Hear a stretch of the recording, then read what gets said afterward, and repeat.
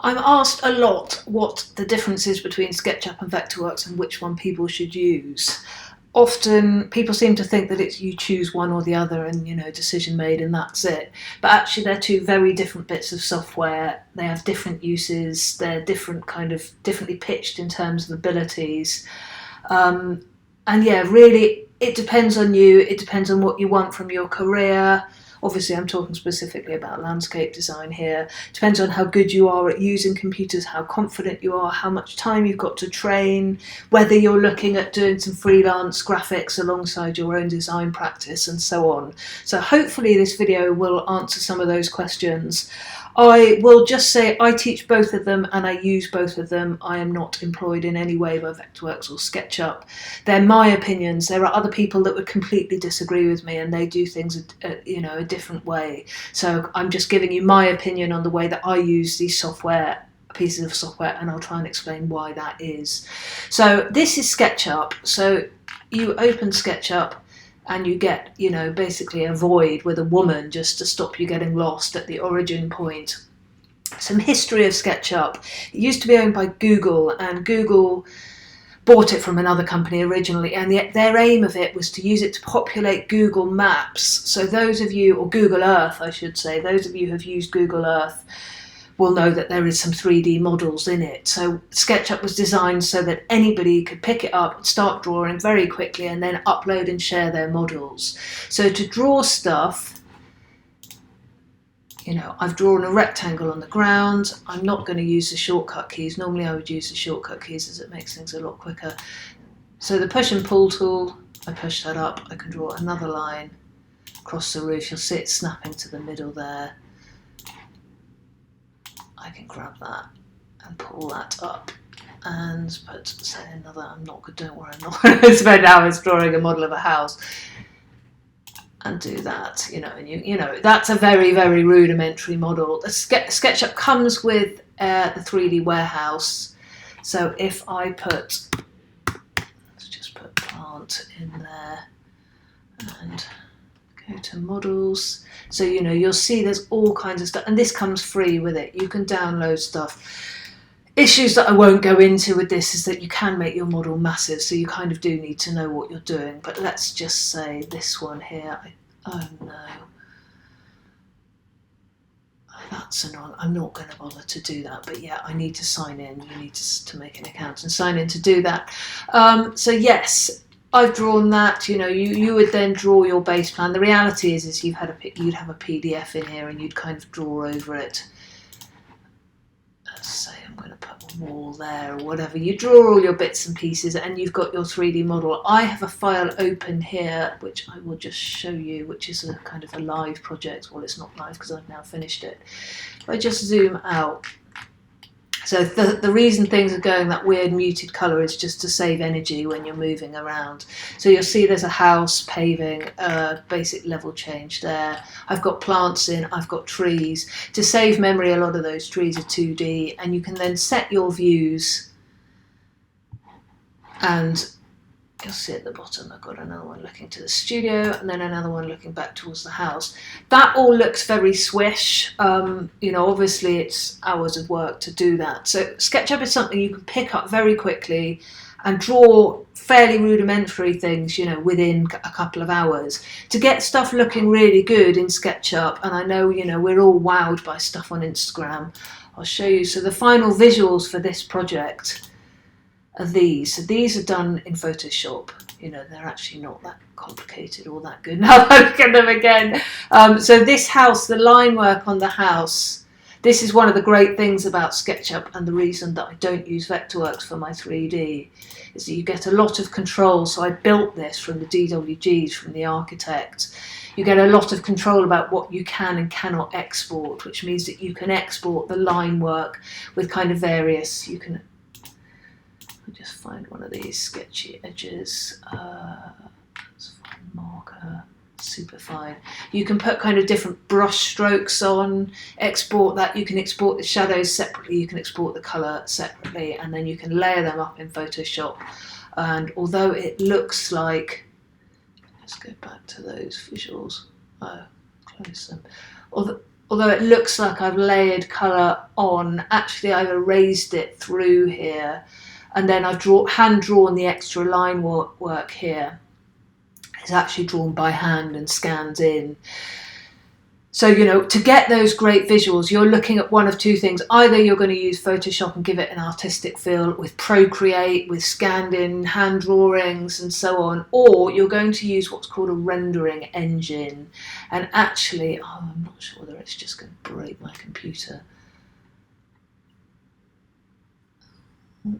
I'll try and set that going. But yeah, the rendering engine is basically what gives it that photorealistic look. Rosebank Landscaping, classic example of that. They've got, obviously, I don't know who it is, somebody really good in-house, or, you know, wherever they outsource it to, just always looks brilliant. Concepts Conveyed, you might have seen, they do that kind of thing.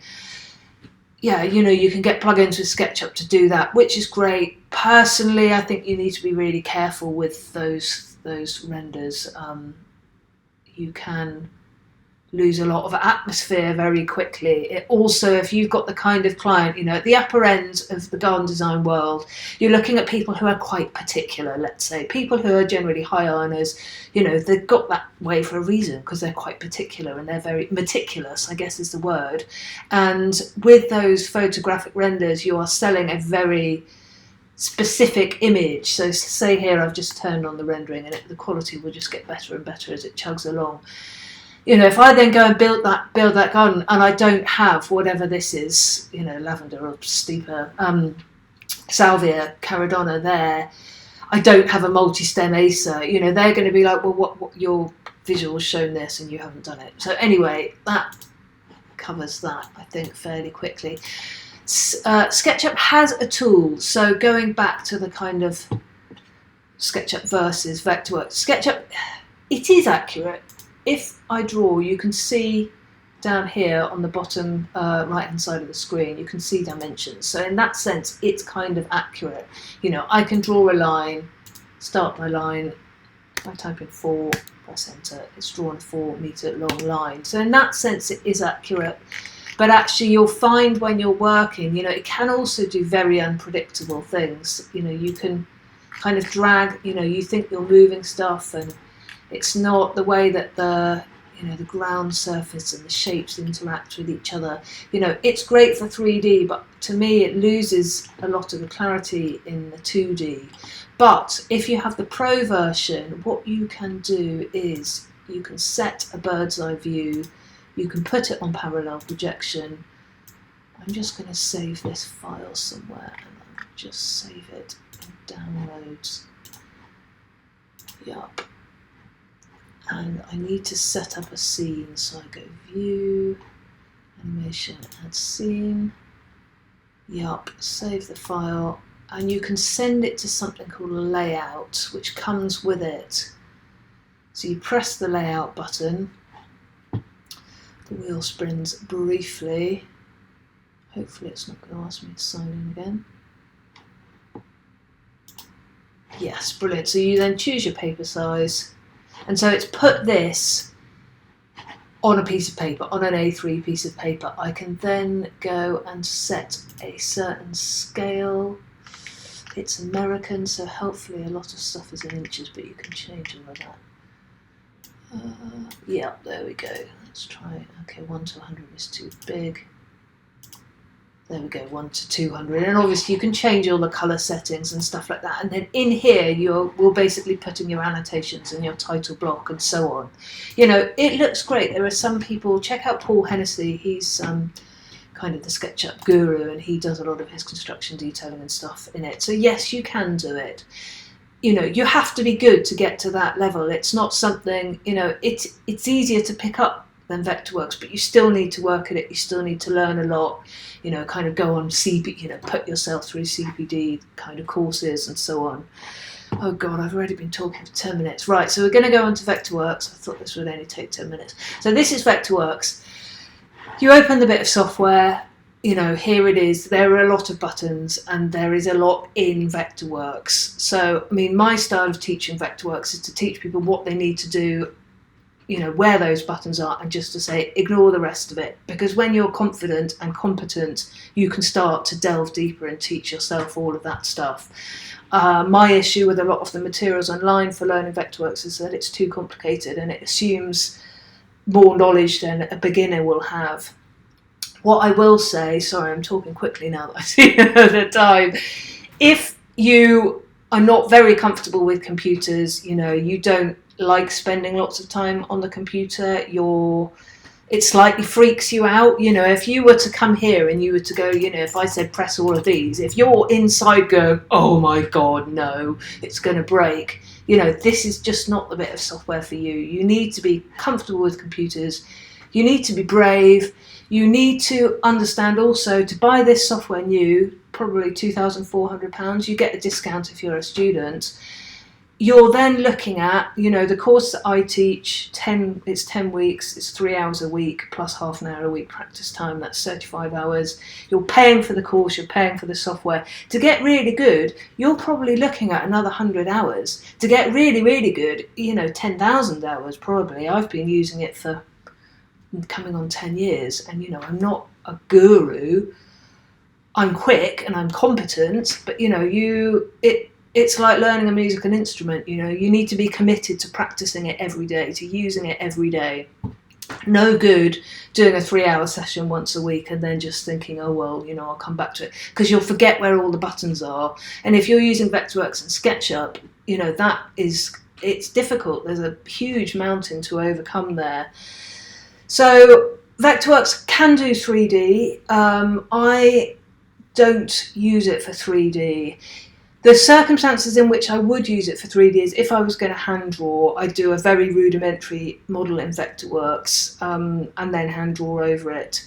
To get stuff looking great in Vectorworks takes ages. For me, the thing that tipped me over the edge in terms of not doing it was doing a planting plan.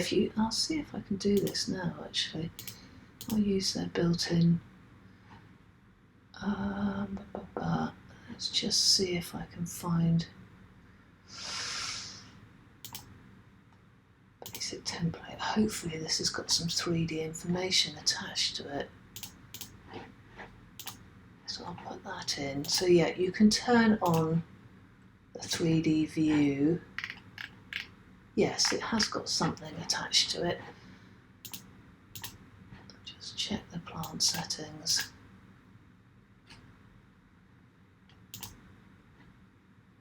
Make it a bit higher. I think it looks a bit weird like that. Right, 500 high.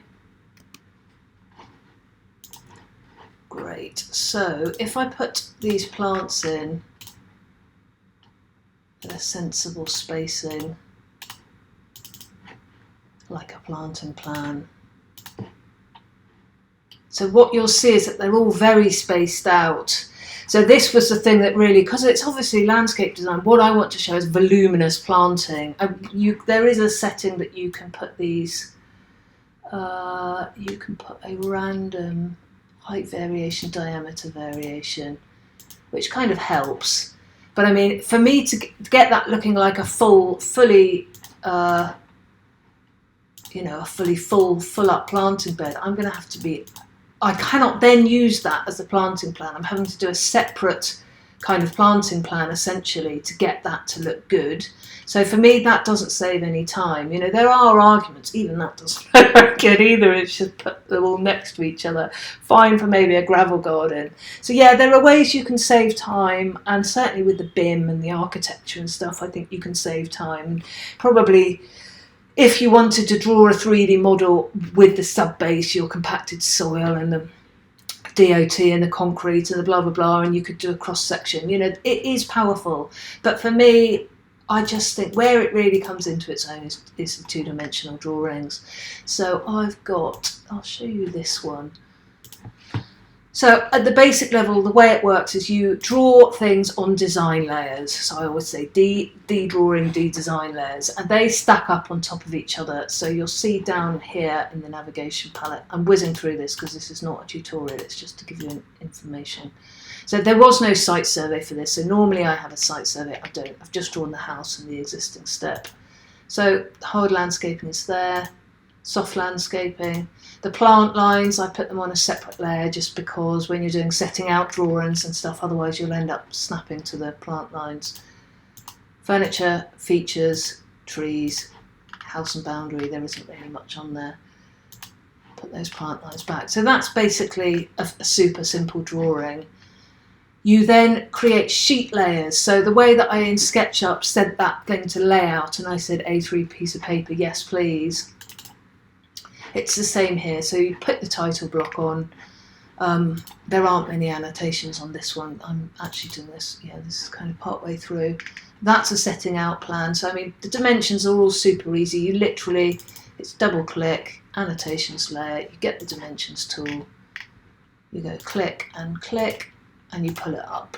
So that's very easy. So stuff like those detailing, drawing, construction detailing, everything is millimetre perfect. I could have, but that was overkill, shown the paving with a 5mm joint. You can go into so much detail for construction drawings. The other thing, this is just jumping to another project. So this is a design that I've done that's now being built. So obviously I've got those drawings, but I've also got a lot of my planting images on there, so you can literally copy and paste straight from a web browser. I could have put my 3D images in there. This is an older version of this file, which is why, if you're wondering why, they're all a bit wonky.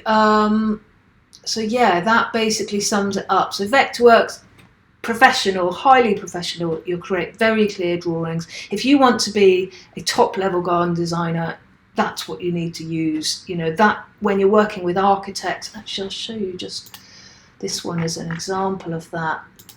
So this job has got a site survey, but it's also got architect's drawings. So you end up with quite a complex drawing, and I'm just starting to flesh out my design on top of it. So you can see the black and white is a new house. The stuff behind it that I slightly greyed out. Just turn that on. That's the site survey behind that. So yeah. When you're playing at that level, you need to be really on it, and SketchUp to me is just not good enough. You can't import DWGs very easily. There's no line weights and stuff in the same way that there is in Vectorworks. If you're, semi-retired, you're just doing gardens for friends, and doing fairly simple stuff, SketchUp might be okay. SketchUp doesn't have any planting plan capability, or at least built in. You have to kind of hack it another way. SketchUp is much cheaper, it's 600 quid, much easier to teach yourself. I mean, there's loads of courses online for SketchUp. Hopefully I will be creating one of them, and for Vectorworks at some point soon when I stop doing that other work. Although I'm not sure I can afford to do that. So yeah, SketchUp, accessible, cheaper, yeah, but it's 3D. The clue is in the name, really. SketchUp. It's a rapid prototyping, 3D, fun to use. But yeah, to make anything look really good, you're either going to be needing Photoshop or a rendering engine, or to hand draw over the top of it and watercolor it or whatever you want to do. Vectorworks, yeah, I mean, to me, you need both of them. I think they both have a place. Vectorworks, I'd say if you're more creative, SketchUp is possibly better because it's very fluid and more fun, arguably.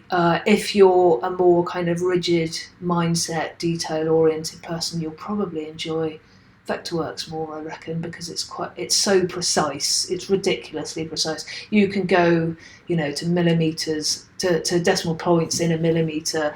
The stuff that it has with it, you can put all the crazy detailing and the doors and the windows, and you can go into so much detail in it. So yeah, hopefully that helps. Sorry, it has taken me nearly 20 minutes to say that, but yeah, hopefully that's very clear. If you've got any questions, then post them in the comments or drop me an email, hello@fionasilk.com. Thanks for watching.